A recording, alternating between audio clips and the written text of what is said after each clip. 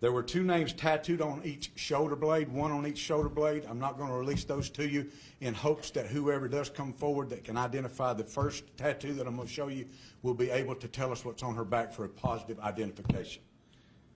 The cause of death is still under investigation, and we're needing help from not only from the news media, but also from the public in trying to identify this young lady.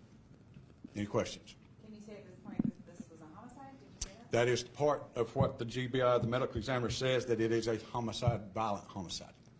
Do you think that her body was put somewhere and was dismembered because of it being transported to the landfill, or do you think that was part of what happened to her? Part of what happened to her. I've been doing this for almost 35 years, and I've never seen anything like this before.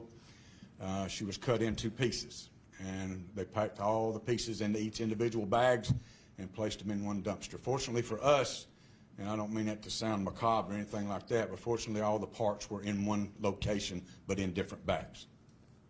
That location, did you say where that was? 15 Cedar Creek Road, which is north on 41. You'll find it. You can't miss it. Okay, and that's a dumpster that belongs? It's a compact site, recycling center for the county, Bartow County. Are there cameras at that location? No, ma'am, there are not.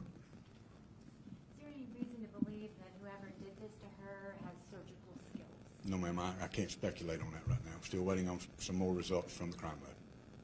Is it possible that she was murdered somewhere else, another state, and brought here? Anything's possible at this point. That's why we're trying to identify this body by use of the tattoo. And we also have a composite sketch that was completed by the GBI sketch artist. I'm going to give you a copy of that here in just a few minutes. Have you cross-referenced missing persons cases throughout the Yes, state? ma'am. We're doing all that now. Any hits? Or Can't give you any information on that right now because it's a current investigation. Is there any way of knowing how long she's been at that site or how long she's been deceased? I don't know about the deceased part, but the container that she was in was closed at approximately 5:30 p.m. on Saturday, which would have been the 11th, and then picked up Monday morning and transported down to the landfill. is it possible this could be the work of a serial killer? Can't comment on that, no ma'am. That would just be pure speculation. I can't do that right now. Did the man at that dump site, did he check tags to make sure it was a Bartow tag?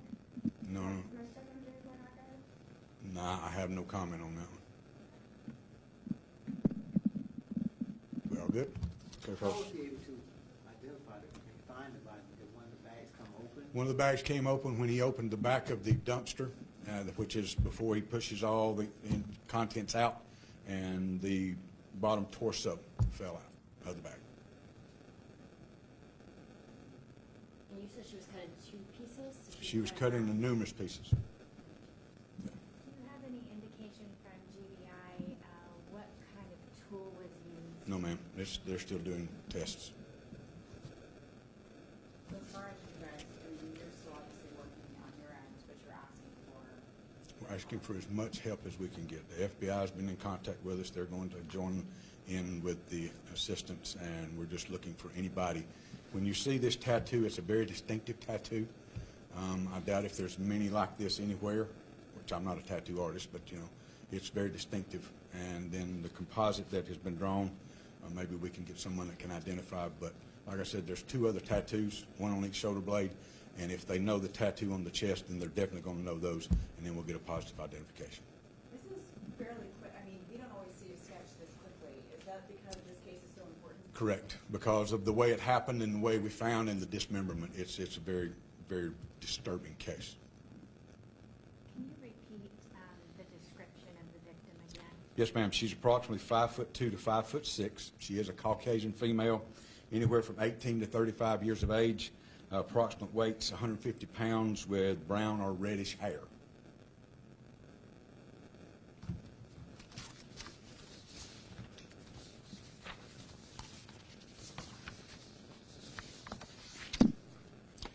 All right, thank y'all for coming. And here's the pictures that you got available to you.